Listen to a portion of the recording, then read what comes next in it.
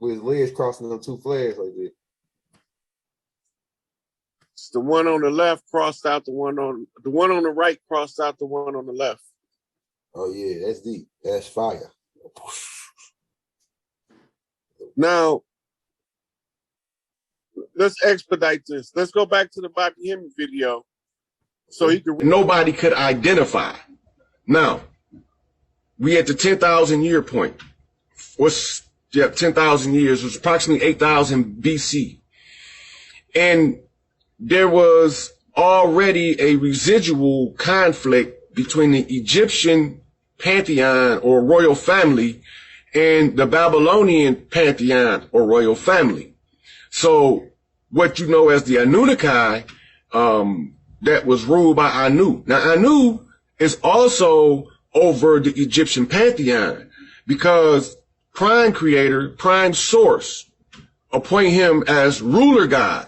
Now you have to understand the difference between the ruler god and the creator god. The creator gods are the ones that bring everything into existence. They are an exact miniature duplicate of creator. And this creator god in simplified form is just called uterus. That's it. This creator god in its simplified terminology is just called uterus. So just like when you see darkness in the sky, the only other place that is replicated is called uterus.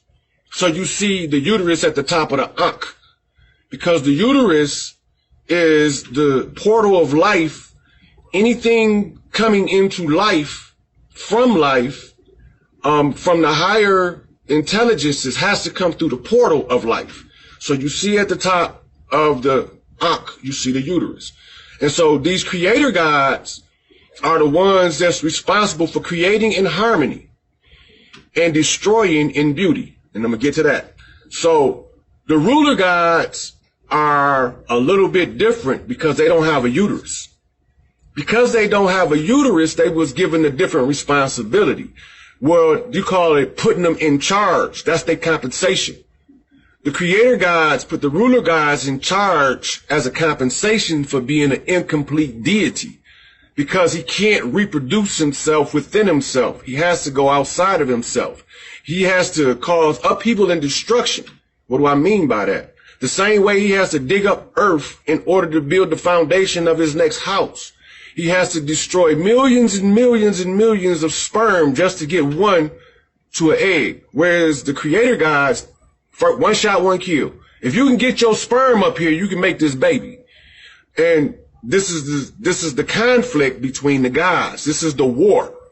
This is what it was all about. So when you get to a certain point, this animal being brought to the queen, and you can look in the Egyptian record and you will see this person or this animal being brought to the queen of Egypt. And she said, "What manner of beast is this?" And nobody knew. None of the scientists could look at it and identify it because it looked kind of human, but it wasn't. It looked kind of primate, but it wasn't. But it looked kind of canid, but it wasn't. And so when they went down all of the stuff that it looked like it could be, then it turned out not to be. Then they start calling in scientists from other places to say, is this your product? How did it get here? We have no record. The Babylonian gods, the Babylonian royal families created something unauthorized by prime creator, unauthorized by the chief of the ruler gods. Now, this resulted in a war on earth. This war on earth was because of this thing that they called Adam. It was actually the Adam Kadmon. And the Adam Kadmon is what you call in the Babylonian tongue a golem. And in the process of creating him, it took several hundred years to perfect one. Now, remember what I told you, what the ruler gods got to destroy and fuck up some stuff in order to get one thing right that the creator God get right the first time. Now, here we go. They created a whole subspecies of human. When they dredged the white and the blue Nile, the Tigris and the Euphrates, they isolated a microorganism. The name escapes me right now, but I'll get y'all the name. This microorganism is an exact replica of what the woman called in her mitochondrial. Now, this becomes important to why black people been suffering. This mitochondrial is the only way you can live if you are a sentient being. You can't live without it. If you're a dog, a cat, a rat, a human, a ape, a reptile, it does not matter. On Earth, you need mitochondrial in order to fuel and power your DNA matrix. So you hear about the 12 tribes of Israel, and then they being stripped down to the tribes of just Dan and Judah. This is your 12-strand DNA helix that was assaulted in Babylon, stripped down to a 2-strand deficient DNA helix. So the problem then came in is when they finally ran the DNA testing to find out what that was, it came back that it was exactly the same DNA sequence as a human, but the codons do not fire correctly. So this created a being that can't ascend, right? But the mitochondrial residual in this being allowed this being to be able to receive the love of the prime creator. This is the transgression. It ain't about no eating no apple in no garden.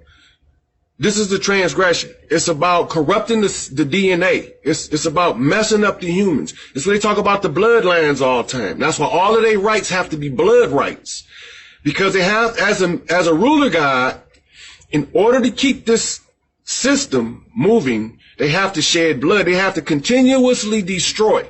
All right. It has to be a continuous series of destruction before there can be any cleanup of the destruction. Like, for instance, everything they do requires a sacrifice. When you look at the sacrifice is directly tied to the sacrum. The sacrum is where the male being is trapped as the fallen Hiram. And this is what they call the pits of hell, because the sacrum's lowest chakra is red. And this red chakra is one of the most powerful, but it's blocked. And this goes back to that piece of gold in the center in the black goo. So we want to know what happened. You can look at the timeline of history after the queen discovered this was human, and she was irate because they couldn't ascend. So let's look at it. The universities of Timbuktu, they had all of these various empires on the west coast of Africa. You had your Ghana, your Songhai, your Mali. Then you had your Egyptians with the highest knowledge to date that has not been able to be duplicated.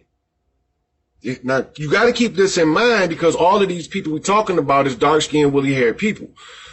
Then you had all of your universities and trading centers here on this side in the Amur Inca, what they call America. You had your Temple of Quetzalcoatl. You had your Azteca pyramids, Incan and Mayan. You had your Olmecs. All these people were about my complexion or darker. Some had straight hair, some had woolly hair. Now, these people are the top. There's no scientist that can rival them today, and we've sending spaceships into space, so they tell us. Now, they can't reproduce the Egyptian or Mayan pyramids. Now, we're not under African, nor Asian, nor Dravidian rule of India, nor are we under the Incan rule of what they call the Americas. We're not under that rule. We can only get so far right now. Where we at? They splitting atoms, child's play. They're encoding nanotechnology onto soy product, child's play. In the world of the gods, you are not a true scientist until you can encode a ray of light with your mind, shoot that ray of light where you want for the specific effect that you desire. That's when you're using God power. If you can't do that, then you're just a human scientist aspiring for God abilities. So we get to a point in the history books. Now remember, the history is written by the victor. But if you step back, you can still see it in your face because they can't totally conceal it for you, which is another rule number 3, that any deception laid down by the ruler gods, the opportunity of discovery must be present with the deception. So even in the deception, that's why you see Paul say that when I try to do good, evil is present with me also. Because the opportunity to discover the righteousness has to even be present when the corruption takes place. So the story of Alexander begins to fall into where we are now. Because if you're going to have your children afflicted in a foreign land for 400 years, it had to be for a reason. It had to be for a reason. Nobody's telling you the reason. Why did Abraham's children need to be afflicted in a foreign land for 400 years? Here it is. Watch Alexander. Who was Alexander and how did he get to power? Right? Who was Alexander the Great and how did he get to power? Well, first you got to understand where Greece came from. Egyptian priests went to the island of Crete and set up educational network. They set up the first schools in Europe because Europeans didn't have schools because there was nobody that dwelled there in mass and that required education until they discovered what the nation of Islam called Yaqub's grafted devil, which was the Babylonian transgression on earth because they done it without permission and they didn't perform the rites. This is how they know how to follow the rules now, because all of this came from them not performing the rites. Now, many of them, because of the order of the Queen of Heaven and Earth, came into human form and was stripped of their memory of the transgression so that they wouldn't rebel against the just redemption. But what was the redemption of the transgression of the Kadmon? Now, in the story I did on Lilith, when I was telling y'all about Lilith and then she was being the first consort, it tells you what that transgression when they created him as a golem, and it goes into more detail. And so, because of this, the genetics were out of order. They were slightly off. Now, in the Old Testament, where you see this jealous God that they call Yahweh, in the Babylonian pantheon, that's Enlil. He the one with the booming voice. That's why his name is Enlil. Lil mean voice, the booming voice. En mean Lord. He is the Lord of the booming voice, which is voice of many waters. But he was the ranking earth God according to the order of the Most High that they call Anu. That's the prime ruler God. He the one that they call the Most High. He the one, whether you're a good being or a bad being, it doesn't matter as long as your intent is pure. He will not misjudge you. He will only judge you according to your responsibilities in the path you choose. So he don't really judge you. He let you judge yourself. He just say, so be it. And then it's all taken care of according to what your transgression was. And so when the human that they call the Kadmon, the Adam Kadmon, the false Adam, was created, Anu came down because of the conflict it created was so bad that he had to physically leave what you call the highest heaven, which they call in the Babylonian times, they call it Nibiru, the high seat. Or Nibiru, on earth we call it the highest heaven, but it's called the high seat. It's the ruler seat of this galaxy. It's the high seat. He is the supreme ruler of the galactic council of the 72 elders, of which my number being 50. I'm the 50th of the 72 elders, being the crown prince of heaven and earth. Soon as mama come down, then I get that seat. So these beings, Anu, Enlil, and Enki following the orders of Enlil, don't agree, but he's outranked. He have to follow the orders, and he don't want to suffer the wrath of the transgression of the gods. And so he did create what was not supposed to be created again, because he did it the first time, they washed him away. This is why he didn't want to do it a second time. And this is where they say that the sons of God saw the daughters of men, that they was fair in Genesis. what happened then, and they say they went in and they took all of which they had chosen. Because of that transgression, and this DNA has to be synced before the ascension. The ascension happens in the Aquarian age. Everybody has to have the right to ascend, or we got to go back and do it all over from the beginning of the Piscean age. And it will be harsher if we have to do it all over. Okay, so now what happened? This genetics has to be cleaned up. Now, there's on YouTube a debate with Dr. Francis Cress Welsing and a eugenicist. The eugenics philosophy is to destroy all of the humans that they call unfit breeders. Look at the word eugenics, and right in the word eugenics, you'll see that it's ea, which is the EU, because under the Grimm's law of grammar, of all vowels are interchangeable. The ea, which is inky, and genics or genes.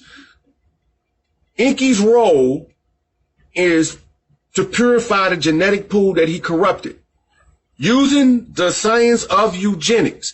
Now watch what Francis tell him. All Caucasians are predisposed to a very specific disease of the central nervous system.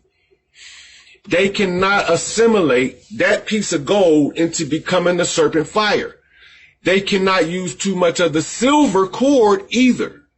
The silver cord is raw wisdom. So they can separate the eternal life from the eternal wisdom. And this is why you have your Kundalini with the two serpents. One side of the DNA is wise. The other one is eternal. The wisdom in eternity, it's the balance of nature is actually all it's saying. And so you see your Kundalini rising, or your Kundalini going around the staff. That is actually your DNA helix. The staff is called the middle pillar, which is a sign of your spine. So when the light comes down the middle pillar, if your silver and gold lights are not both what they call liberated, they have to be liberated. This is the severing of the silver cord and the awakening of the gold. This is the marriage of the divine masculine, the gold, and the divine feminine, the freed female energy that is trapped. The freed female energy is the silver cord. How did they get it? Now, while they were doing their dirt in Babylon,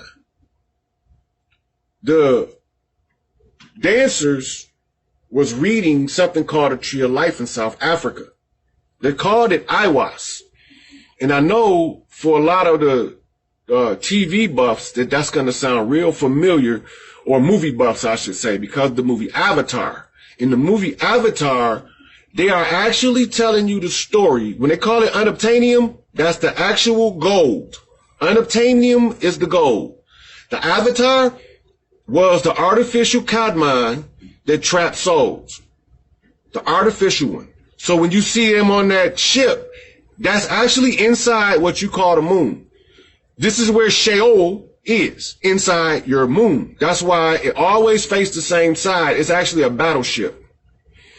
And so it will leave if necessary. You will look up one day during the full moon and that sucker will take off flying across your galaxy, and you will be twisted in the brain because you don't believe that it's a battleship. It's a battleship. And every single crater, and you can ask any scientist if it's true, every single crater on there can only go to the exact same depth. It can't go any deeper because of the material that the battleship is made of. And so when we, Guardians of the Galaxy, we didn't catch it fast enough. We knew they was up to no good, but we didn't know what it was. The Guardians of the Galaxy, the keepers of the Earth Gate, which were the women, when they went on that campaign to subjugate the women, it was an all-out subjugation of the feminine silver cord, the divine wisdom, because they know if they undermine the wisdom of the mother, the child can never attain the highest aspect of Phoenix, which is the full awakening of the golden light inside. And so they subjugated the women, and they created that Kadmon so that they can trap both of the souls of the female and the male on Earth. Then they start doing tricks, and they start doing things with the physiology that traps the mind. They start putting chemicals in food years ago. When everybody think that the Monsanto and all that is new. They've been doing this for years. They get you to eat the blood. Now you notice that in the Levitical law, they said that the food has to be kosher, but you don't understand that in order for it to be kosher, it has to first be drained of all blood. The whole purpose of making it kosher is to keep you from eating the actual blood, because the vibration in the blood is what keeps you like delirious in the brain.